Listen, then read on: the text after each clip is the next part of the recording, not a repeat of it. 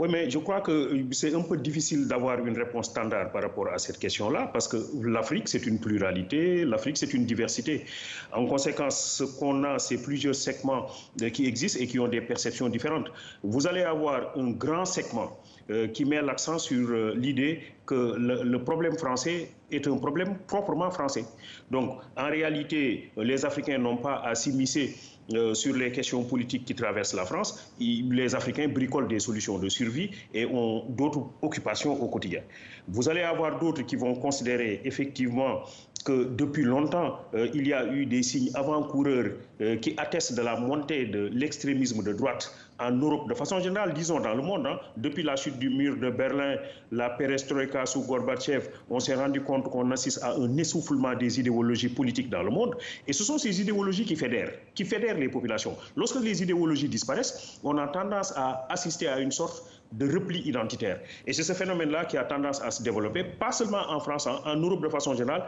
En Afrique, nous voyons ces derniers temps beaucoup de mouvements qui sont des mouvements anti-européens, anti-français, qui parlent de souverainisme.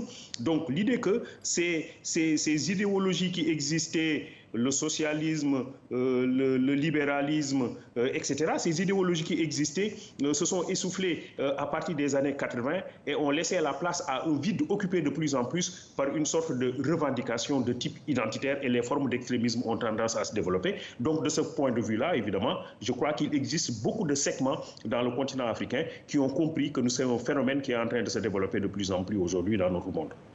Évidemment, les segments existent en Afrique, on le sait bien.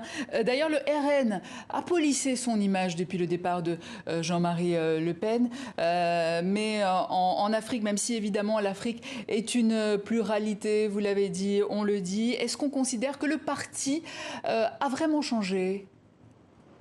Oui, en fait, on considère qu'il y a moins d'irrédentisme. En réalité, au départ, je crois que c'était plus radical, c'était plus extrémiste. L'idée qu'on avait l'impression que c'est du monroïsme français, la France aux Français.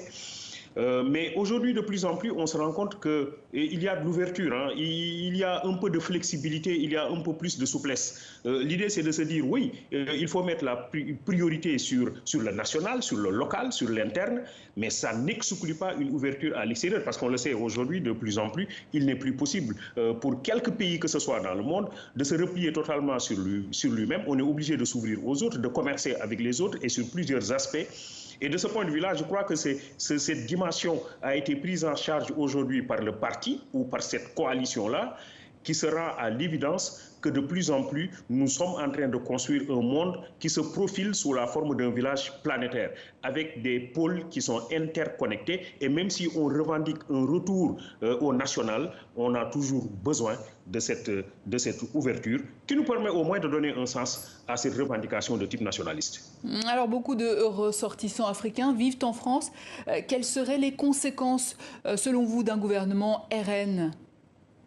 Moi, je crois qu'en réalité, il n'y aura pas de grand changement pour ce qui est des Africains, des étrangers qui sont en France. Il n'y a que deux possibilités, à mon avis. Ceux-là qui sont en règle et qui ne seront en aucune façon perturbés par la nouvelle situation, et ceux-là qui ne sont pas en règle et qui risquent d'être simplement rapatriés dans leur pays d'origine. Donc, c'est cela qui se passe. Maintenant, pour les Africains, je crois que ça peut être une grande chance de se dire au fond que nous devons rester aussi, autant qu'il est possible de le faire, dans nos pays et de travailler dans le sens de les développer.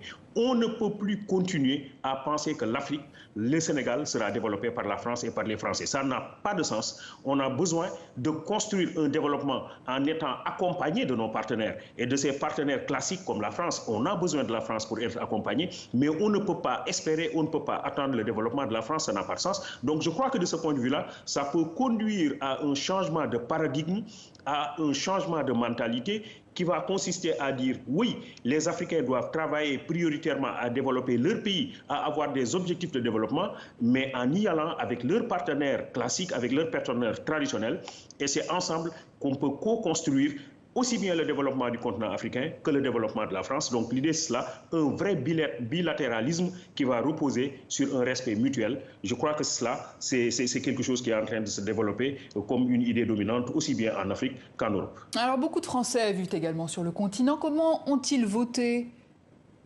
Oui, en fait, c'est des Français. C'est pas parce qu'ils vivent sur le continent africain qu'ils sont africano-français. C'est des Français et vous allez avoir là aussi des conceptions différentes. Donc, parmi ces Français, il y en a qui sont des pro-nationalistes et qui considèrent effectivement qu'il faut développer la France à partir du noyau national français en tant que tel. Donc, parmi ces Français qui sont en Afrique.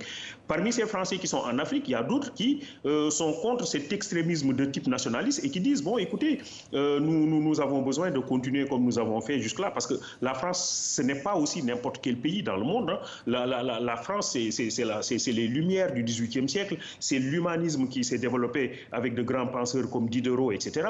C'est l'universalisme, c'est ça aussi qui fait quelque part l'identité de la France et que nous avons appris dans nos écoles. Et donc, de ce point de vue-là, je crois que de la même manière qu'on a une diversité d'Africains, une diversité de segments en Afrique, on va avoir une diversité de segments parmi ces Français qui sont sur le continent africain.